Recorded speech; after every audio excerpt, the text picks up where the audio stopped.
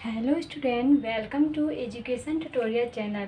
यहाँ पे देखिए, आज हम एक क्वेश्चन लेकर आए हैं जो कि हमारा एग्जाम्पल नंबर 25 है और ये हमारा चैप्टर 1 का अर्थात सेट का एक्सरसाइज 1.6 से पहले वाला एग्जाम्पल है।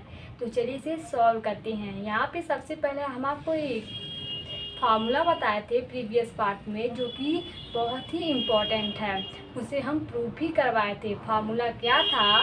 फार्मूला इस प्रकार से था कि एन ए यूनियन बी बराबर N A plus N B minus N A intersection B. ये हमारा फार्मूला था। तो चलिए इसी बेस पे ये क्वेश्चन लगेगा। तो सबसे पहले ये क्वेश्चन में क्या कहा गया है, क्या दिया गया है, जो आंकड़े दिए गए हैं उन्हें हम लिखते हैं, ज्ञात करते हैं। तो देखिए यहाँ पे बोला गया है 35 विद्यार्थियों की एक कक्षा में। अब देखिए यहाँ पे कुल विद्यार्थियों की संख्या की बात की जाए तो आपको पता है कुल विद्यार्थियों की संख्या जो होगी वो 35 होगी, क्योंकि पहले ही बोला है कि 35 विद्यार्थियों की एक कक्षा में 24 विद्यार्थी क्रिकेट खेलना पसंद करते हैं। अगर हम देखें कि 24 व्यक्ति ऐसे हैं जो क्या करते हैं, ये क्रिकेट खेलना पसंद करते हैं। क्रिकेट को अगर हम कैसे प्रदर्शित करें तो इनकी जो संख्या है वो कितनी है, वो 24 है। अतः हमें एन के की वैल्यू 24 दी गई है। अब आगे देखते हैं क्या लिखा गया है। और 16 फुटबॉल खेलना पसंद करते हैं। और 16 विद्यार्थी ऐसे हैं जो क्या करते हैं, फुटबॉल खेलते हैं। अब देखिए आप कमेंट बॉक्स में बताइएगा कि किसे कौन सा खेल पसंद है। तो यहाँ पे देखिए इन बच्चों को क्या पसंद है, 16 विद्यार्थी ऐसे हैं जिन्हें फुटबॉल पसंद है, क्योंकि मुझे भी बहुत फुटबॉल अच्छा लगता है। अब देखिए आगे यहाँ पे इसके अतिरिक्त प्रत्येक विद्यार्थी कम से कम एक खेल अवश्य खेलना पसंद करते हैं। मतलब देखिए यहाँ पे लिखा है कम से कम एक खेल अवश्य वो खेलना पसंद करते हैं। अधिक वो खेल सकते हैं, लेकिन ऐसे विद्यार्थी भी हैं जो कम से कम क्या करते हैं, एक खेल अवश्य पसंद है। या तो वो क्रिकेट खेलते होंगे या तो वो फुटबॉल खेलते होंगे। तो आप यहाँ पे या तो का चिन्ह लगा सकते हैं। और या का मतलब हम आपको बताए थे कि यूनियन होता है। जैसे कम से कम का मतलब आप यहाँ पे सेंस लगाइए कि कम से कम बोला है, कि मतलब कुछ विद्यार्थी ऐसे हैं वो क्रिकेट खेलते हैं, कुछ ऐसे हैं तो फुटबॉल खेलते हैं। मतलब कम से कम या तो वो फुटबॉल खेलते हैं या तो वो क्रिकेट खेलते हैं, दोनों में से कोई हो सकता है। अर्थात हमें ज्ञात जो करना है वो बोला है ए यूनियन बी। सॉरी, यहाँ पे हमारा के है तो हम के लिखते हैं एन के यूनियन एफ, जो कि हमारा क्रिकेट और फुटबॉल को संबोधित कर रहा है। यहाँ पे देखिए ये मिस्टेक होगा, यहाँ पे इंटरसेक्शन होगा। कम से कम वो दोनों में से मतलब कम से कम एक वो खेलना पसंद करते हैं। अब देखिए ये हमें आंकड़ा दी गई है, ये वाला जो आंकड़ा है 35 विद्यार्थी हैं, अर्थात इनकी जो संख्या है के यूनियन एफ का वो कितना है, 35 है। अर्थात के और एफ दोनों में मिला के जो संख्या है वो 35 है। ये हम यहाँ पे ये सभी आंकड़े दिए गए थे। अब चलिए इसे हम सॉल्व करते हैं और इसकी वैल्यू ज्ञात करते हैं, क्योंकि यही हमसे पूछा गया है। देखिए यहाँ पे लिखा है तो कितने विद्यार्थी क्रिकेट और फुटबॉल दोनों खेलते हैं। और का चिन्ह हम आपको बताए थे कि और का चिन्ह जो होता है वो इंटरसेक्शन दर्शाता है। अगर आप प्रीवियस पार्ट देखे होंगे तो आपको पक्का ये समझ में आ रहा होगा कि हम और क्या बोल रहे हैं, या का मतलब क्या निकाल रहे हैं। वहाँ पे हम आपको बताए थे कि जो या होता है वो यूनियन प्रदर्शित करता है, और तथा और जो होती हैं वो हमारे इंटरसेक्शन को प्रदर्शित करती हैं। तो यहाँ पे बोला है क्रिकेट और फुटबॉल दोनों खेलना पसंद करती हैं, इनकी संख्या को ज्ञात करनी है। तो क्रिकेट और मतलब इंटरसेक्शन फुटबॉल कितना खेलते हैं ये आपको ज्ञात करना है। और कम से कम में या तो या का मतलब आप लगा सकते हैं। तो यहाँ पे कम से कम अर्थात क्रिकेट या फुटबॉल, तो ऐसे कितने छात्र कुल होंगे, मतलब 35 छात्र हैं जो कि 35 छात्र टोटल हैं। उसमें से ऐसे एक भी छात्र नहीं है कि जो मतलब खेले ही ना। उनमें से मतलब 35 में से 35 छात्र में से ऐसे सभी हैं जो या तो एक खेलते हैं या तो फुटबॉल खेलते हैं या तो क्रिकेट खेलते हैं। तो चलिए अब इन्हें ज्ञात करते हैं। देखिए हमारा फार्मूला होता है के यूनियन एफ बराबर होता है N K plus N F minus N K intersection F. ये हमारा फार्मूला होता है। अब देखिए यहाँ पे इसकी वैल्यू आपको दी गई है कितना, 35। तो यहाँ पे रखते हैं, यहाँ पे इसकी वैल्यू 24 दी गई है, इसकी वैल्यू 16 दी गई है, माइनस के इंटरसेक्शन एफ। अब देखिए यहाँ पे जब हम इसे सॉल्व करेंगे तो हमें यहाँ पे प्राप्त हो जाएगा 24 और 16 हमारा कितना होगा यहाँ पे देखिए 6 4 10 2 1 3 1 4, ये हमारा हो गया 40 और ये हमारा कितना है 35 minus N K intersection F, ये हमारा क्या है एफ है।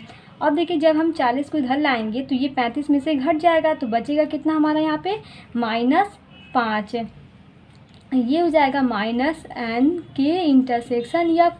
अब माइनस से माइनस ये कट जाएगा। अतः हम अगर वैल्यू पूछे आपसे कि हमें कितना मान यहाँ पे हमें प्राप्त हुआ तो कितना मान हमें प्राप्त हुआ 5 बराबर हो जाएगा एन के इंटरसेक्शन एफ, ये हमारा आंसर हो गया जो कि हमसे क्वेश्चन में पूछा गया था। यहाँ पे देखिए हमारा अगला एग्जाम्पल है एग्जाम्पल नंबर 26।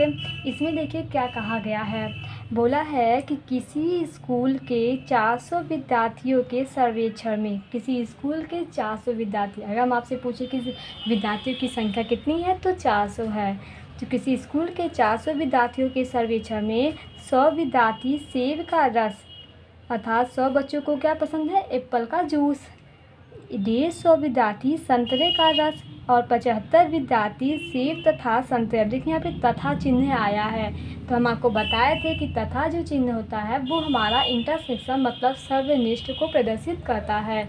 तो यहाँ पे हमारा क्या आंकड़ा दिया गया है, सेब तथा संतरे दोनों का रस पीने वाले पाए जाते हैं। 75 ऐसे विद्यार्थी हैं जिन्हें सेब और संतरे दोनों पसंद हैं। आगे तो इस हिसाब से ज्ञात क्या करना है आपको कि ज्ञात कीजिए कि कितने विद्यार्थी न तो सेब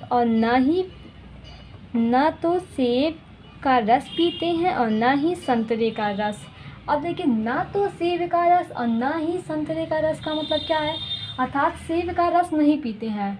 अगर 1400 मतलब 400 विद्यार्थी हैं उसमें से सेब कितने पीते हैं, सेब वाले विद्यार्थी 100 हैं, तो यू में से अगर हम सेब वाले विद्यार्थी को निकाल दें तो जो बचे होंगे वो हम मान सकते हैं कि हमारा ए डैश होगा।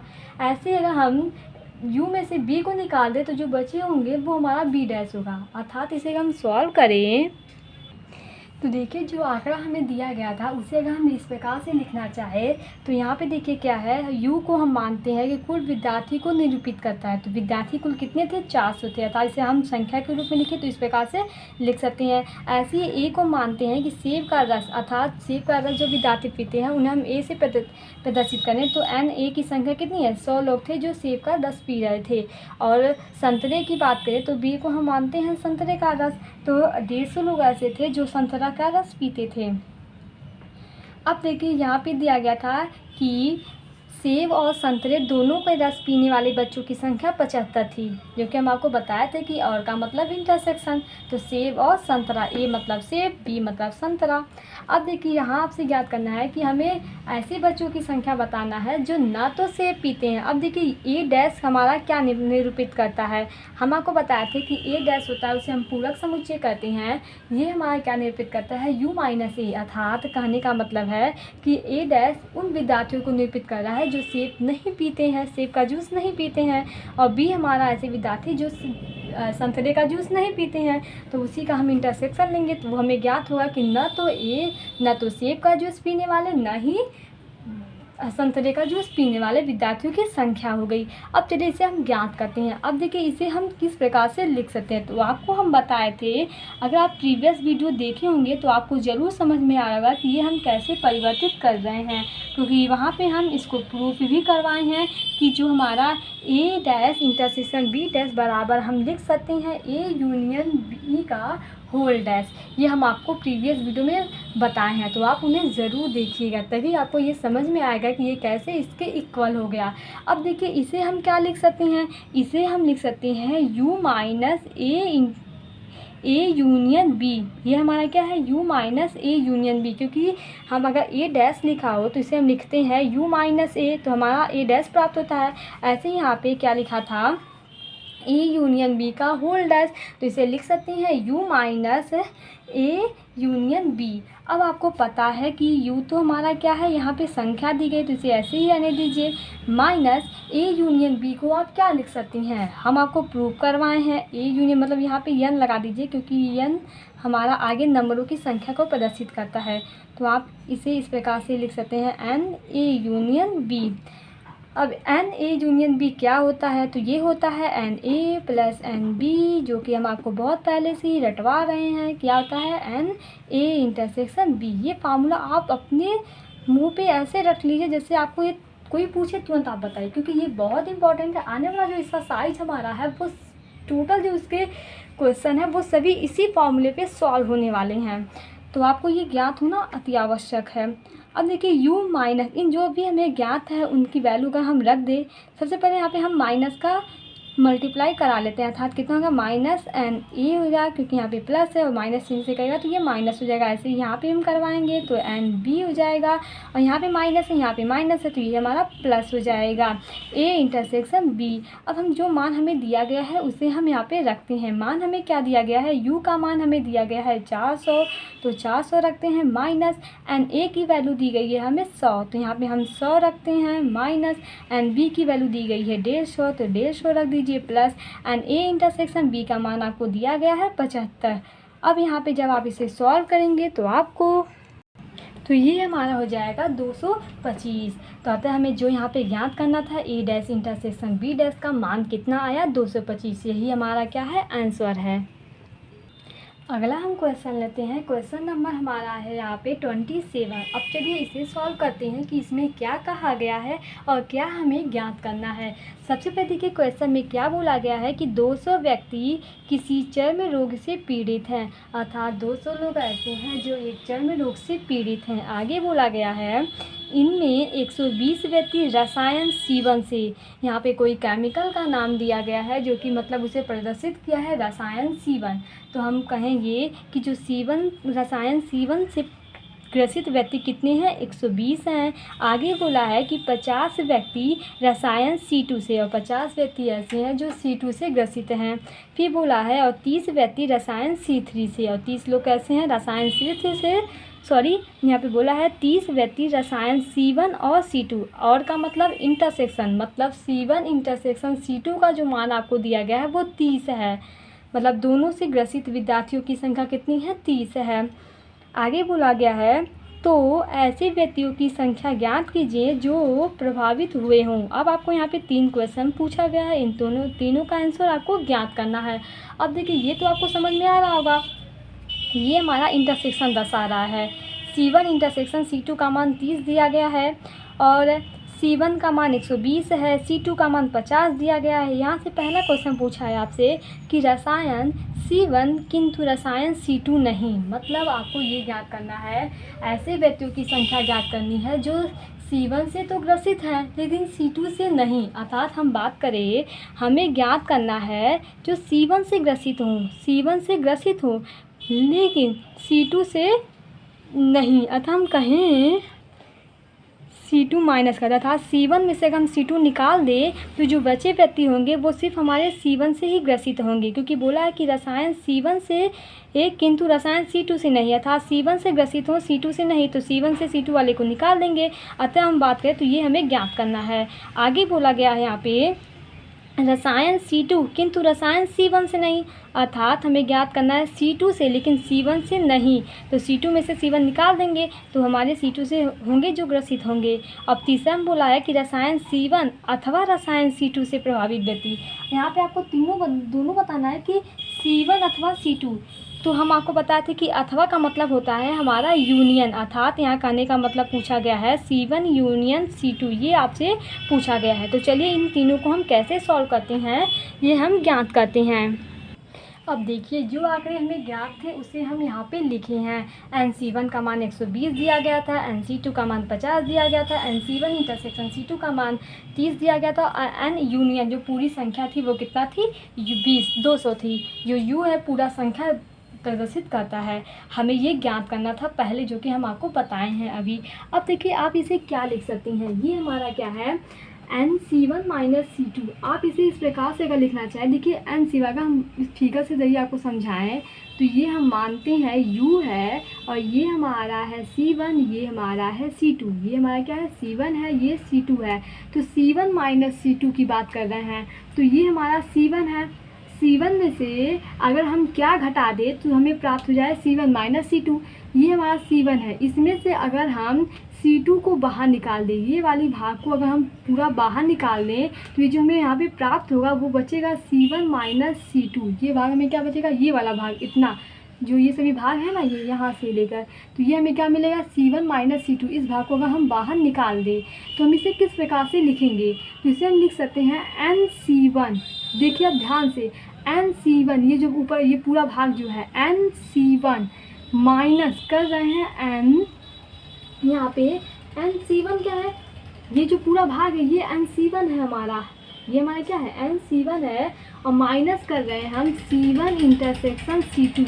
ये जो बीच वाला भाग होता है वो हमारा क्या दर्शाता है, ये हमारा दर्शाता है NC1 इंटरसेक्शन C2 दर्शाता है, अर्थात दोनों कॉमन वाला। तो हमें ये इतना, ये वाला भाग हमें ज्ञात करने के लिए, देखिए यहाँ पे हम सॉल्व थोड़ा अच्छे से कर दें इसे, आपको और अच्छे से समझ में आए। ये वाला अगर भाग हमें ज्ञात करने के लिए हम ये पूरे C में से इतना भाग निकाल दे तो ये हमें प्राप्त होगा C1 माइनस C2। तो वही हम किए हैं, ये पूरा हमारा भाग था, उसमें से हम जो ये वाला भाग, इतना जो भाग था, इसे निकाल दिए हैं, तो ये हमें इतना प्राप्त हो जाएगा। अतः आपको यहाँ पे समझ में आया होगा कि हम किस प्रकार से इसे लिखे हैं। अब देखिए NC1 का मान आपको दिया गया है, कितना है, 120 है, minus NC1 intersection C2। C1 intersection C2 का मान आपको दिया गया है 30 है। तो 20 में से 30 जाएगा तो कितना बचेगा, सॉरी 120 में से 30 जाएगा तो यहाँ पे कितना बचेगा, 90। तो ये हमारा पहला आंसर हो गया। अब हम दूसरा देखते हैं। दूसरा हमें ज्ञात करना है NC2 माइनस C1। तो जैसे हम आपको पहले ही बताए हैं सेम वैसे ये भी हमारा हो जाएगा, जबकि हम आपको अगर फिगर से समझाएं तो और अच्छे से आपको समझ में आ जाएगा। तो ये हमारा फिगर है, ये हमारा C1 है और ये C2 है। अब हमें ज्ञात करना है C2 माइनस C1, अर्थात C2 ये हमारा है, इसमें से हमें C1 को बाहर कर दे तो जो हमें प्राप्त होगा वो C2 माइनस C1 प्राप्त होगा। तो ये हमारा इस वाले भाग को, जो कि हमारा क्या है, C1 का भाग है, इसे हम बाहर कर दें, क्योंकि बोला है C2 में से C1 को निकालिए। ये हमारा C2 है, C1 को बाहर निकालेंगे तो ये जो इतना भाग, ये वाला जो बचेगा वही हमारा क्या बचेगा, यही हमारा बचेगा C2 माइनस C1। यही भाग हमारा क्या बचेगा, C2 माइनस C1।